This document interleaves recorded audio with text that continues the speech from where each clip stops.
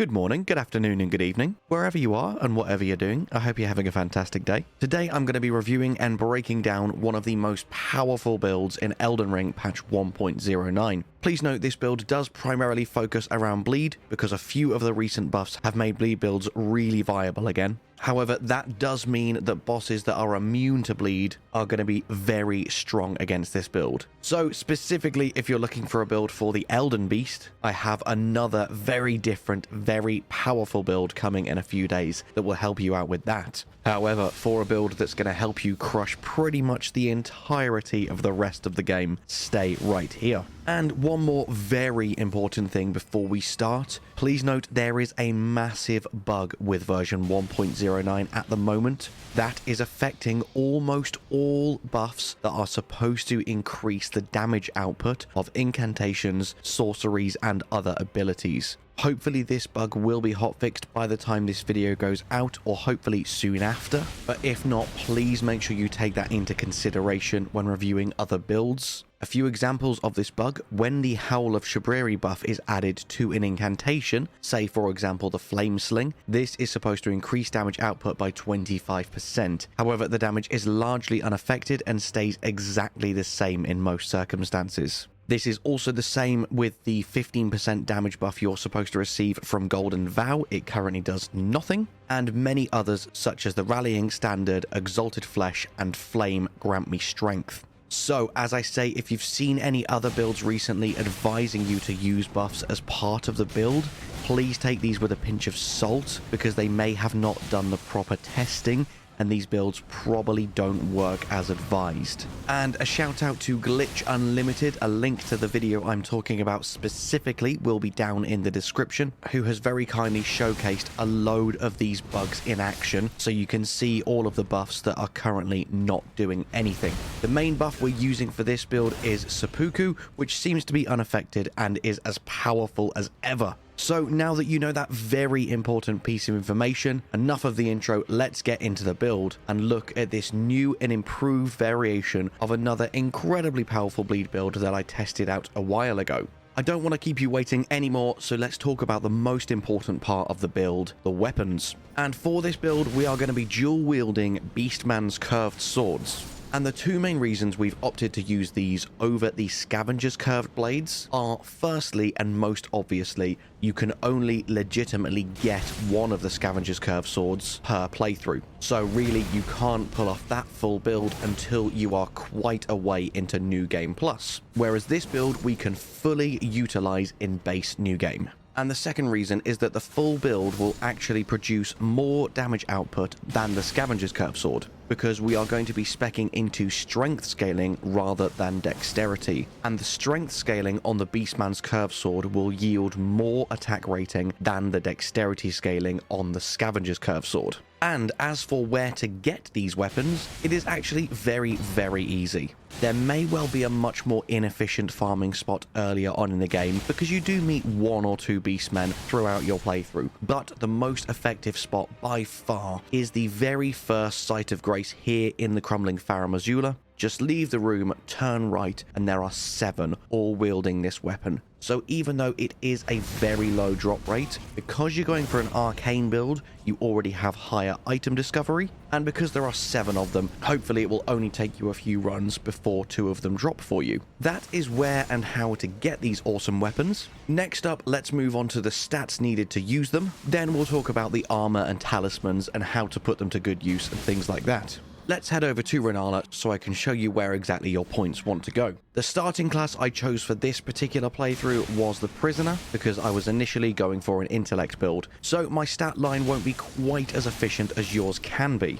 And let's base this around a level 150 character, as that is a really solid place to leave your character in the current meta. The main stat you're aiming for is 62 in strength, because this is going to be the hard cap for the Beastman Curved Swords. Next up, you want to aim for 45 in Arcane, but as you approach level 150, you can start to increase that. Of course, it's very important to put a lot of points in Vigor so that you're more survivable, ideally 40 minimum and probably 50 maximum. Then you can put just a couple of points into Mind and Endurance so that you can summon decently powerful Spirit Ashes, and you have enough equip load to wear the armor set that we'll be talking about later. And finally, you will need at least 11 dex just so that you can wield these swords. After that, if you want to go all the way up to 200, you can basically just start pumping every single stat point into Strength and Arcane to make this build hit more and more powerful. It really is as simple as that for the stats. So now that that's out of the way, let's have a look at the rest of your equipment.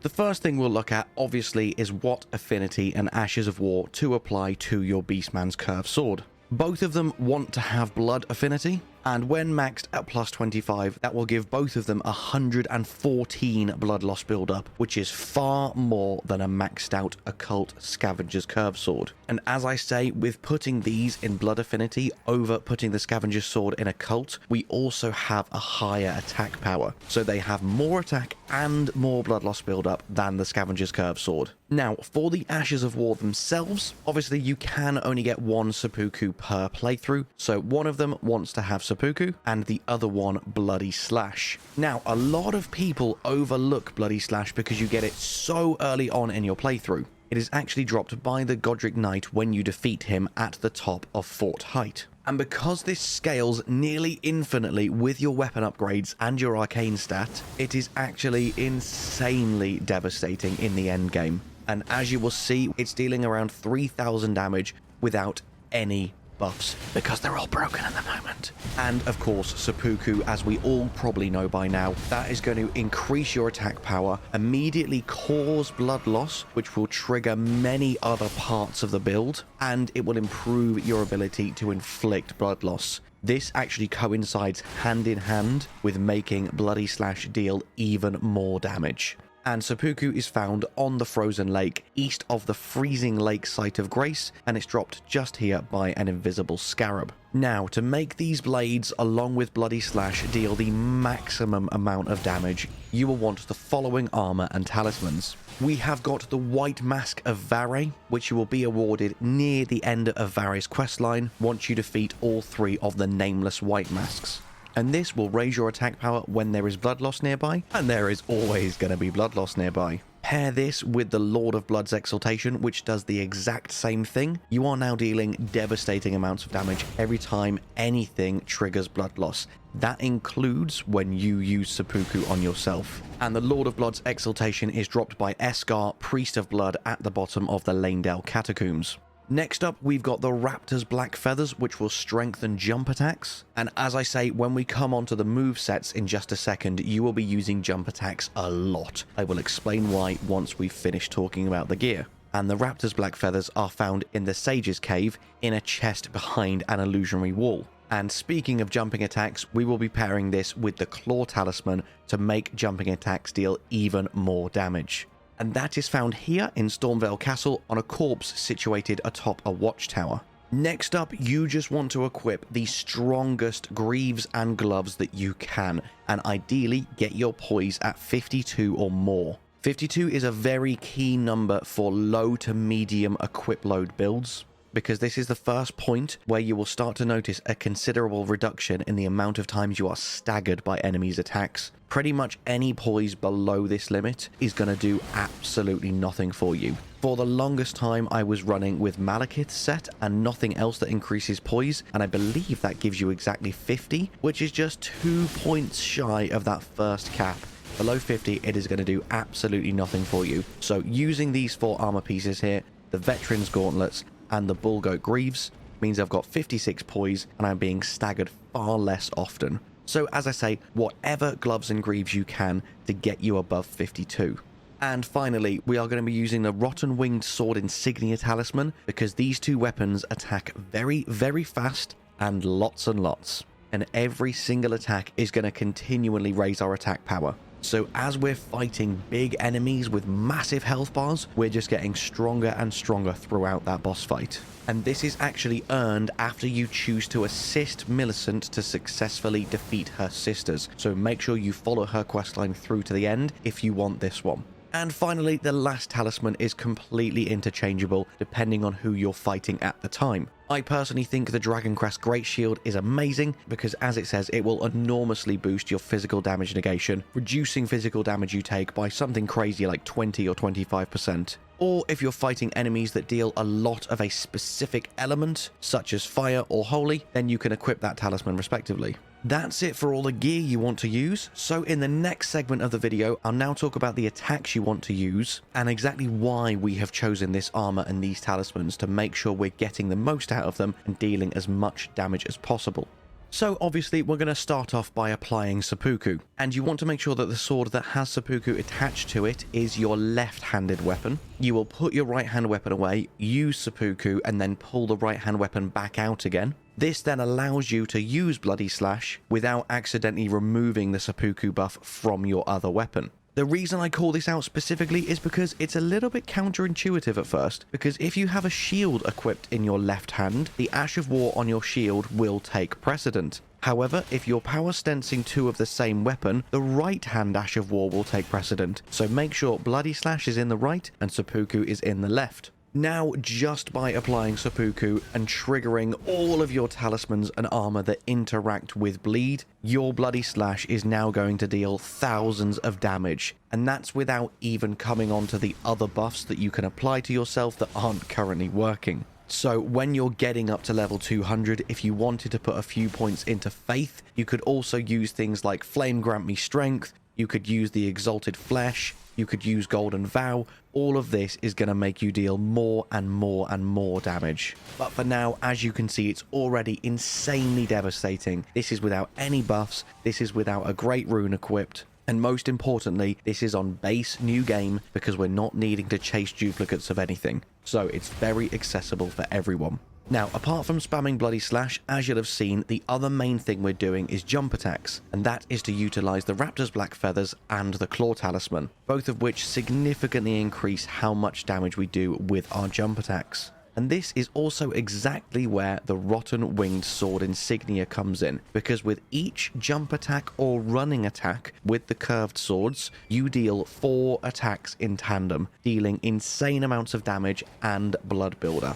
And if you didn't know, as I haven't even mentioned it yet, the reason this build is now even more viable in patch 1.09 is because both the running attack speed and attack recovery time have been buffed for curved swords, along with the first attack of each combo. So if you are just doing running attacks or jumping attacks again and again and again, they are going to be even quicker than they were before, therefore dealing so much damage. If you really want to min-max, the 2 great runes I would strongly suggest are either Godric's Rune if you want to increase your damage output, because that way it will artificially put a few points into Intelligence and Faith and you can start using some buffs, or Morgott's Great Rune if you just want loads and loads of health. And if you're using Morgott's, you could potentially even switch out your Defense Talisman for the +2 of the Crimson Amber Medallion to give yourself even more crazy amounts of HP. So for the most part, as I say, you just want to be super agile, hit and run tactics, getting in as many jump attacks and bloody slashes as possible. And I can't imagine anything at all in the game will be posing much of a threat to you.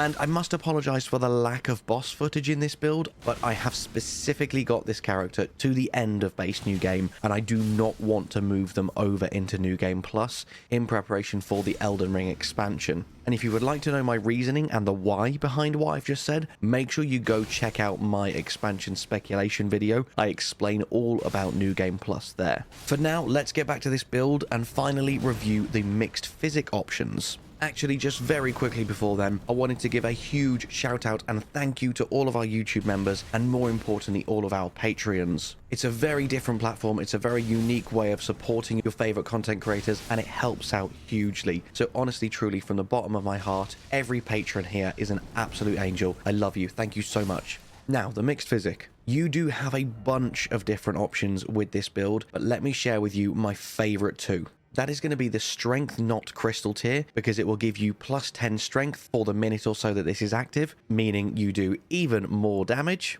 And the Thorny Cracked tier, because that will synergize perfectly with the Rotten Winged Sword insignia. So this now means that you have 2 things enhancing your jump attacks, 2 things enhancing how much damage you do when there is blood loss around you, and increasing successive attack power. All of this combined makes you an absolute powerhouse, and most enemies will go down in literally just 1 or 2 jump attacks. This is an insanely fun build and such a powerful enhancement on what was already the most powerful build in the game. And finally, as we're wrapping up, for anyone who's stuck around this long, keep your eyes peeled for another build coming in a few days that will focus on enemies that are immune to bleed, meaning you don't have to keep changing up your build. And finally, all that is left for me to say is thank you so much for watching. I hope you have an amazing day, and I'll see you in the next one. Bye bye.